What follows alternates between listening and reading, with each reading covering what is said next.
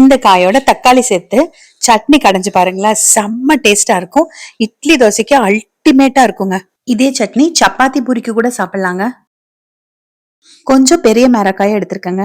இதை முதல்ல கழுவிட்டு தோல் சீவிக்கலாம். மேரக்காய் பிடிக்காதவங்களுக்கு இந்த மாதிரி சட்னி செஞ்சு கொடுத்தீங்கன்னா இந்த காயில பண்ண சட்னி நீங்க சொன்னா கூட நம்ப மாட்டாங்க. இப்ப இதோட 3 மீடியம் சைஸ் தக்காளி எடுத்து வச்சிருக்கேன். இப்ப இந்த தோலை வேஸ்ட் பண்ணிட வேண்டாம், இது துவையல் பண்ணலாம். காய் தோல் சீவிட்டு குட்டி குட்டியா கட் பண்ணிக்கலாம். தக்காளியும் குட்டி குட்டியா கட் பண்ணி வச்சுக்கோங்க. இது கூட நல்லா ஒரு 20 சின்ன வெங்காயம் இல்லைன்னா ஒரு பெரிய வெங்காயம் கட் பண்ணி எடுத்துக்கோங்க. இப்ப நம்ம எடுத்து வச்சிருக்க காய், தக்காளி, வெங்காயம் மூணுமே நான் ஒரு குக்கர்ல சேர்த்துக்கிறேன். 3 பச்சை மிளகாய் இதோட சேர்க்கிறேன். நீங்க சட்டியில கூட வேக வச்சுக்கலாங்க. இது கூட 3/4 ஸ்பூன் அளவுக்கு மிளகாய் தூள் சேர்க்கிறேன். 1/2 ஸ்பூன் கல்லுப்பு. நீங்க முழுவதுமா மிளகாய் தூள் சேர்த்துக்கலாம் காரத்துக்கு, இல்லைன்னா வரமிளகாய் சேர்த்துக்கலாம். எப்படி வேணா நீங்க மாத்தி சேர்த்துக்கலாங்க காரத்துக்கு. இந்த தக்காளியில இருக்கிற தண்ணியே போதுமானதா இருக்கும் வேகிறதுக்கு.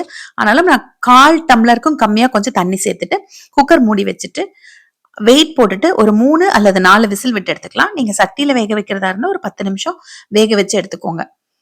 இப்ப நல்லா ஆவி இறங்கினதுக்கு அப்புறமா ஓபன் பண்ணிட்டு கலந்து விட்டுக்கலாம். காய் நல்லா வெந்துருச்சு. இந்த சூட்டோடவே கொஞ்சம் கொத்தமல்லி தலையும் சேர்த்துக்கோங்க. நான் இன்னைக்கு கடைய தான் போறேன். மத்து வச்சு நல்லா கடைஞ்சுக்கோங்க. நீங்க சப்போஸ் மிக்சியில போடுற மாதிரி இருந்தா இது நல்லா ஆறினதுக்கு அப்புறமா இதுல இருக்கிற தண்ணியை வடிச்சிட்டு மிக்சி ஜார்ல போட்டுட்டு ஒரு 2 திருப்பு திருப்பிட்டு இந்த தண்ணியை திரும்ப சேர்த்துக்கலாம்.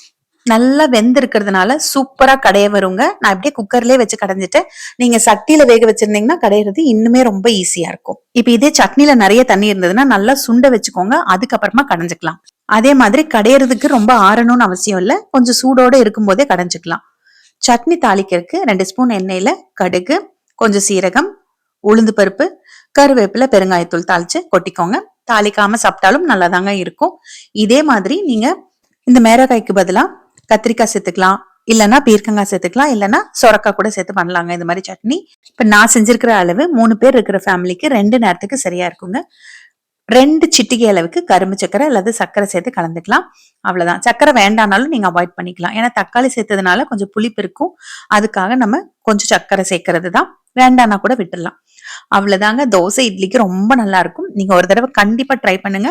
நீங்க செஞ்சு பார்த்துட்டு இந்த சட்னி எந்த காயில பண்ணதுன்னு உங்க வீட்டுல இருக்கவங்கள கேட்டு பாருங்க. சொல்றாங்களான்னு பாக்கலாம்.